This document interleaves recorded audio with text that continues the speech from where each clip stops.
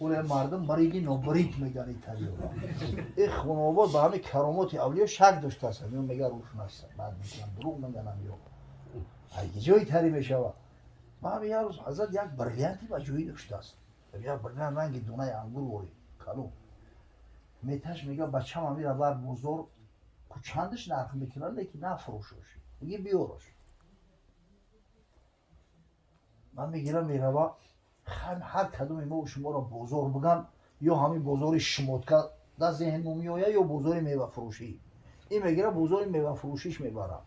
10 راسته را میگرده در 100 سوداگر نشونش میتن امورا 10 درم نرخش میکنن. این 10 درمش با سوم حاضره شاید $100 بشه. من میخیزم میگه که حضرت این همه قیمتی همه $100 بوده است. همین 10 درم بوده است. من میگه تو را کجا بردی؟ میگه بزرگ کجا؟ بزرگ میوه فروش. ای خانواده نخو الماس بزرگ میوه فروشی برن. تو ایرا پیش جواهر فروشا بر. با این میوه سراغ میکنم دکانای جواهر فروشا همش در یک موضع میدین. میره و در همین دکان یکم میدرویه میگه همین دکان نگاه که چند سومه. اون میگیره نگاه میکنه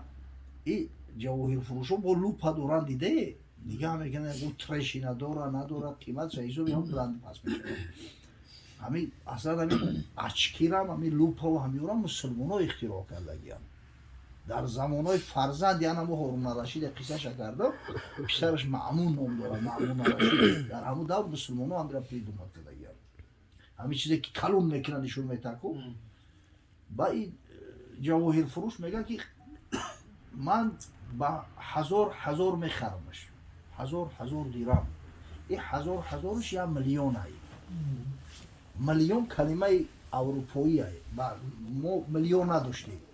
999,999 که میشید با یک دیگه که خوش میشید من میگفتم 1000 یا میلیون. این هوشای سرش میکنه یا میلیون. بته میگه که میگه 2 میلیون. آبا چای فروشی نیست بیار 3 میلیون. مجبور ای دستش میکنه میگیره که اوخی این مالی نیست ای صاحب شای برام بتمش. همون وقتی که میخوای دکان خارج شوه جواهر فروش میگه که برادر بیگونه نکنی یکی فروختن شدی همه جا بیا ایام نرخی گفتگیم چند برابر زیادت میتم. این دیگه قرم چیز از هنگ من موندگی پیش استاز میاد میگه حضرت جون هیچ نفهمیدم. ای بچه 100 توجیه نشونش دادم 10 درم زیاد نرخش نکردم. این اگر اشتباهش نمیکردم 10 میلیونش میکرد. حکمتش چی باشه؟ میگه حکمتش همیه که بخونه و بادمو میوه فروش نرخ جواهر نمیفهمد چیه. قدری زرگر بداند قدر جوهر جوهری قدر گل بلبل بداند قدر قنبر رو علی. قدری چیز وقتی میدونی که بشناسی شوخی آگاهی داشته باشی. انمی خانواده انمی علمی تران نسبت انمی کرامات اولیا و اولیاء الله مثل انمی علمی میوه فروشان نسبت بریلیانت های اگه فهمیدی حکمت را. الان وقتی محبت پیدا میشه که بشناسی و بفهمی پیغمبر هم بشناسی که شناختی محبت پیدا میشه. وقتی حضرت مشقتاش دیدی محنتاش دیدی در آخرین لحظات حیات امتی یا ربی امتی یا ربی امتی یا ربی گفتناش دیدی اگر امکان نداره که عاشقی حضرت نشه. سبحان الله. حضرت صلی الله علیه و سلم میگه که وقتی تمام پیغمبرها نزدشون میروند مردم التماس میکنن همه نفسی نفسی نفسی گفته در ترس جان خودشون نزد من میآیند و میگن یا محمد صلی الله علیه و سلم انت رسول الله و خاتم الانبیا و قد غفر الله لك ما تقدم من ذنبك و ما تأخر. های حبیب خدا تو آخرین پیغمبری پیشی که بریم دیگه. تو کسی هستی که خدای تعالی وعده داده است بشارت داده است که گناه نمیکنی حتی اگر گناه کنی گناهات پیشکی بخشیده شده دیگه. اشفع لنا الی ربک پیش پروردگار که طلب شفاعت ما را کن. الا ترى الی ما نحن فیه الا ترى الی ما قد بلغنا. نمیبینی در چه حالت ما قرار داریم؟ آفتاب پایون اومده است مردم در آب و عرق گم شدن بعضیا حتی در عرق چون میگه غرق شدن. عرق لجام شو زده است دیگه مجال دهنشون اوی کردن ندارن به حد گرمه که پیغمبر رو حتی توبجلکی پورا در عرق گم شده گیا به حضرت میگه که فانطلق من حرکت میکنم فآتی تحت العرش زیر عرش پروردگار میام قرار میگیرم فاقع ساجدا بعد سر در سجده میمونم در پیش پروردگار فیفتح الله علی من محامده و حسن ثنائه خدای تعالی میگه همین در زبانم چنان حمد ثناها و چنان کلمه های زیبایی را میاره که هیچ کس قبل از من او را گفتگی نیست در زبان هیچ کنه اومده است خدا را طرز ستایش میکنم که خداوند بزرگ میگه شفاعت قبول میکنه و امر میکنه افتو بلند میشود این شفاعت عظما میگن بعدا میگه حضرت خداوندی وقتی مثلا شفاعت عظما را قبول کرد گفت یا محمد صلی الله علیه و سلم ارفع رأسک سر بردار امروز روزی سربلندی تای امروز روز بزرگی و درجه و منزلتی تای ارفع رأسک سل تعطى واشفع تشفع هر چیزی طلب میکنی طلب کن شفاعتی کسی را میخوای از من طلب کن هیچ وقت من شفاعتی تو را رد نمیکنم اینا شفاعتی صغرا میگن عظمانه همین جا میگه حضرت میگه فارفع رأسی فاقول امتی یا ربی امتی یا ربی امتی یا ربی خدایا من امت است طلب دارم شفاعت امت است طلب دارم 3 مرتبه و میگه حضرت خداوندی بشارتش داد گفت یا محمد صلی الله علیه و سلم ادخل من امتك ادخل من امتك من لا حساب عليهم من الباب الایمن من ابواب الجنه همه گفت از امتت کسی را میخواهی با چی مقداری میخواهی خودت همین دری طرف راستی جنت 8 در داره همون دری که از طرف راستی جنت های کسی را میخواهی با چی مقداری میخواهی داخل کن و هم شرکا و ناسی فی ابواب باقی در 7 دری باقی بوده امتهای تو با دیگر رو شریک کرد لیکن همین دری 8 و دری طرف راست خاص از امتهای تو هستند هر کسی را میخواهی به هر مقداری میخواهی داخل کن و حضرت میگه برای امتها بشارت داد گفت والذی نفسی بیده ما بین المصراعین من مصارع الجنه کما بین مکه و حمیر او کما بین مکه و بصرا گفت قسم به الله همین در 2 طبقه داره کن هر طبقه در جنت یک طبقهش مثل یعنی مسافه بین مکه تا حمیر یا تا بصرا 1000 کیلومتر زیاد میشه این مسافه بصرا و حمیر در شامند در صورتی که مکه در حجاز ای انا یک طبقه در جنت انا می خدره الله اکبر یعنی گفت پیغمبر که روزی رستخیز کی گذارم امتم رو اشکریست من شفیع مذنبین باشم بجام تا رهانمشان زی اشکنجه گران حضرت گفت هرگز فردا روز قیامت امتو من نمیگذارم که در گریه و در نوحه و در زاره باشن و بیچاره باشن البته که گناهکارا را پیش پروردگار طلب شفاعت شده میکنم عاصیان و اهل کبائر را به جهل و رهانم از عذاب و خوف عهد انم کسایی را که عاصی هستند گناهکار هستند جنایت ها کردیم پیش پروردگار طلب میکنم خدایا و تو به من بشارت دادی که ولی سوف یعطیک ربک فترضی حتما خدای تعالی تو را خشنود میگردونه زود است که خدای تعالی تو را خشنود و چرای بتا که خشنود شد من همون وقت گفته بودم که اذن لا ارضا و واحد من امتی فی النار در اون صورت اگر وقت یک نفر از امتهای من در داخل دوزخ باشه محمد صلی الله علیه و سلم هرگز راضی نمیشود همه امت ما ای پروردگارا ببخشش اینا ببینه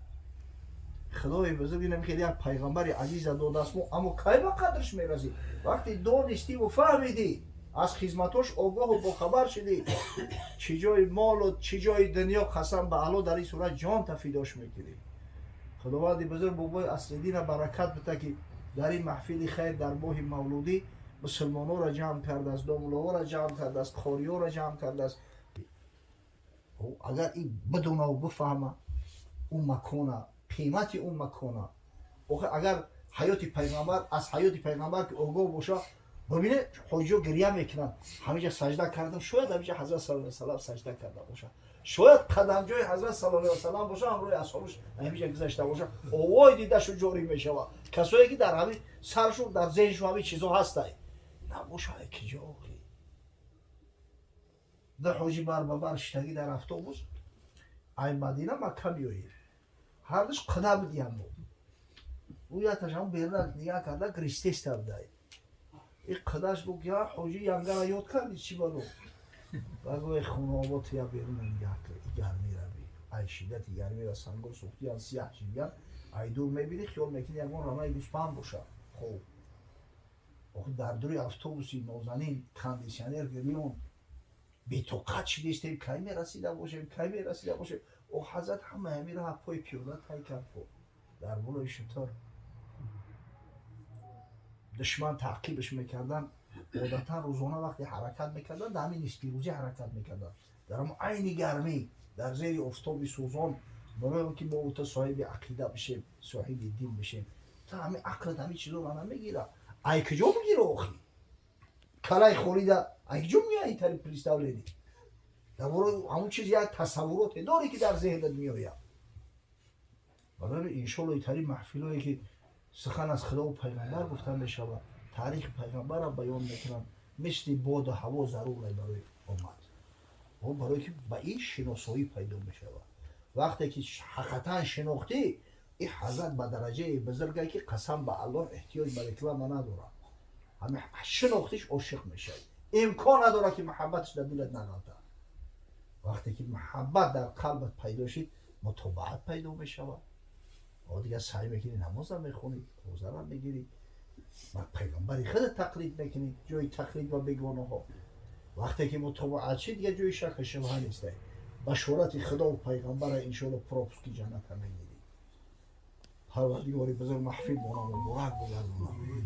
خداوند او هیچ وقت آرام نمیشه همیشه باش یادش همیشه بعد حرامه مال قبل از او که با صاحبش برسونن طریقه کنن نه از حساب او مال خیر کرده میشه نه احسان کرده میشه نه کسی استفاده برداشت میتونه برای این مال مشاع مال کلکتیو نیست مال هم وارثا نه که نمیدونم چی در دیم رسیده است همه چیزی فرض موندگی و همون پشت همون دوره گشتیم اون دوره را یه حیله شرعی کردگی بخواستی همین تو میتیم دو سه کیلو گندم خیال میکنیم به همه جون خلاص میشه جوگیو میانده جوگیو باید موزه بزیبان میانده پاپان دپره میانده باید که همه خیلی کردن درست هستن حضرت جون اگر بشر طبع فهمی که همین کمبغل احتیاج داره هیچ مشکل نیست خیری نوفیله را صدقه نوفیله را در غیر مسلمون هم بکنی میشه نگی برای اون که صدقه شود همون آدم که میگی باید کمبغل بود این نباشه یا حیلگر بشه همون جوگیو را بسیار ثروتمند هم هستن مردم نمیدونم کسبه گفته گشت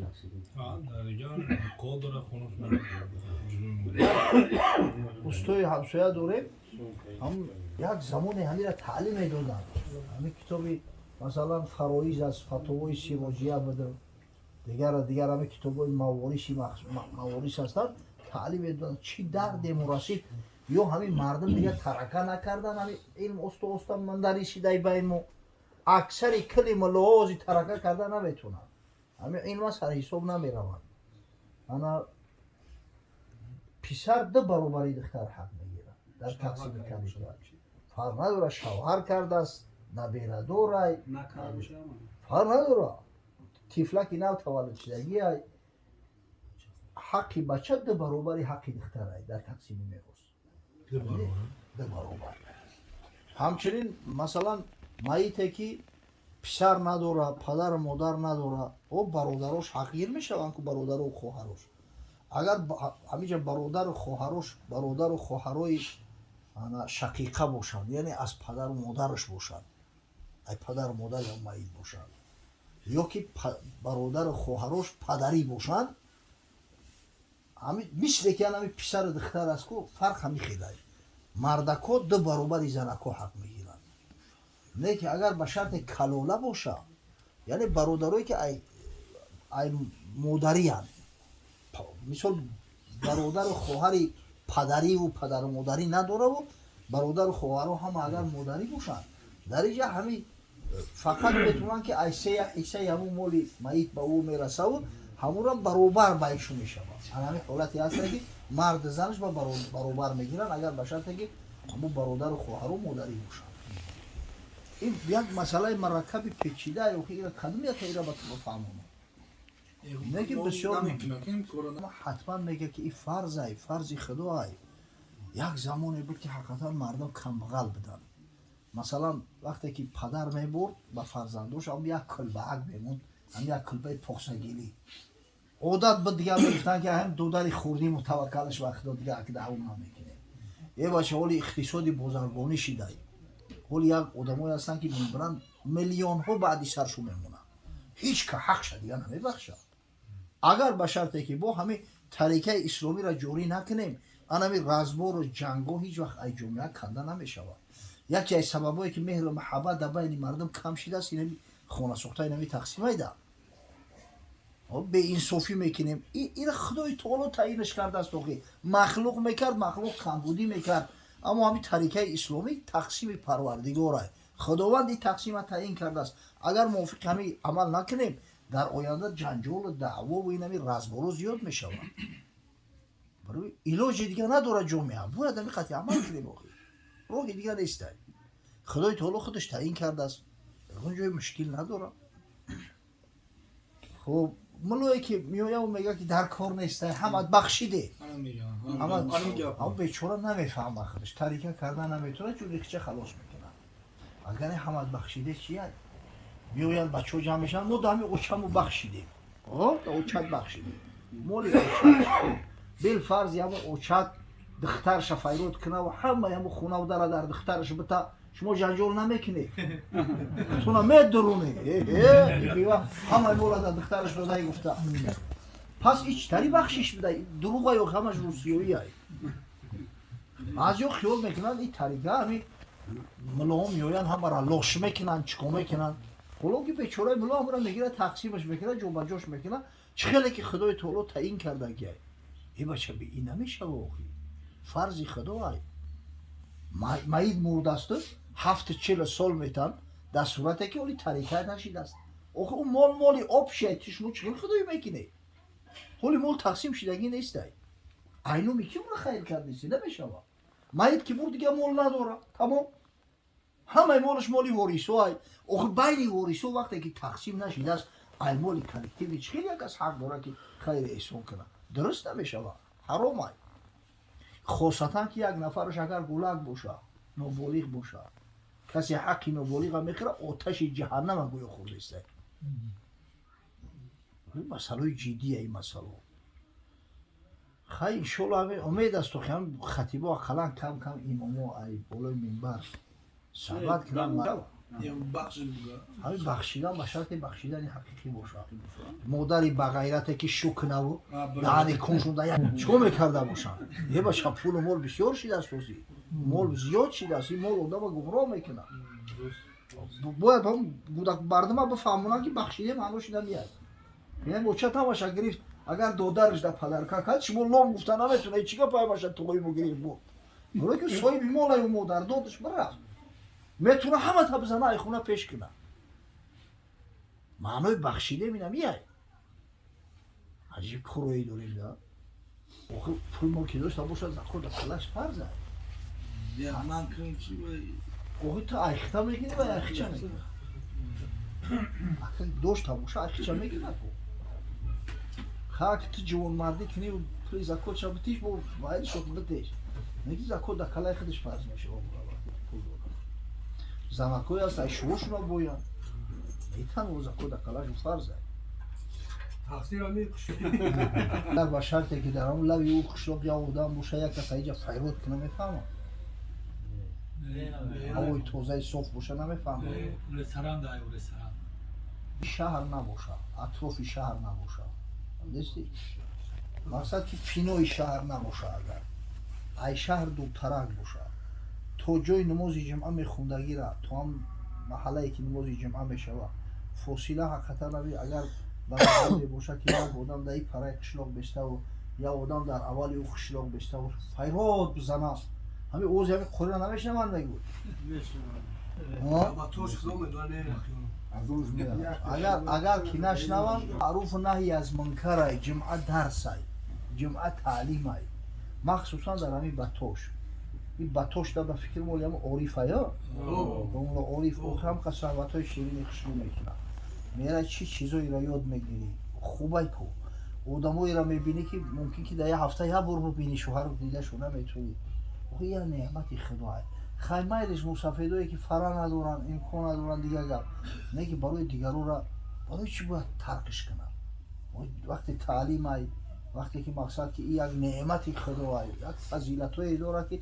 مثلا با نماز پیشینی وقتی دیگه او فضیلت نمیابی سعی کرده رفتن نکن اما اگر مسافران نروند و کسایی که مثلا یک ازرکی دارن به خیر ای برای اون که او برای یورا جمعه فرض نمیشه این حال شهری نباید بیجا پیش رفتن غسل کردن واجبه غسل در روز جمعه واجب نیست سنت های غسل کردن روز جمعه و غسل روز عیدین سنت پیغمبر است پیغمبر تاکید کرده است که غسل کنید هر کسی قصد جمعه داره غسل کنه یعنی که تورا تینم برام میشود میشه و غسل سنت های اخی ثواب لیش در کارت نیست انا مثلا صد اولی با گرم میروم همینجا انا قولی خیلی است که امام ابو یوسف میگه که سند همون روز جمعه است سحر هم که بشوی میشود وقتی سند روز جمعه شد عادتا در اسلام اول شوی بر روز همین شام کشید روز دیگه گویا میدروید اول شو میاد بر روز همون شوی جمعه هم که غسل کردی علاقه سنت غسل جمعه عدو میشود نه که امام محمد که اکثر فقهای متأخر قول امام محمد انتخاب کردن میگن او غسل سنتی همون غسلی است که با همون غسل نماز نمیخونی نماز جمعه را حکمت غسل روز جمعه همین بد میگه که انا از بس که هوای حجاز گرمه مسجد آدم بسیار می اومد آدمو عرق کردگی ای کار می اومدن بو و تعفن میخیست دماغ همدیگر را میخراشید ملائکه ها را مقصد شرکت میکنن که ملائکه ها آزار میدیدن همین خاطر پیغمبر امر کرد که روز جمعه از بس که جماعت کلونی بد میشود غسل کرده بیایی انا بسیار فقهای متأخر قول امام محمد انتخاب کردگی که میگن که سنت غسل وقتی ادام میشود که به همون غسل نماز جمعه را بخونی نیسته اما قول ابو یوسف قطعی انشاءالله هم این سنت روز های سنت نماز جمعه نیسته سنت روز جمعه های سحر هم کردش میشه انشاءالله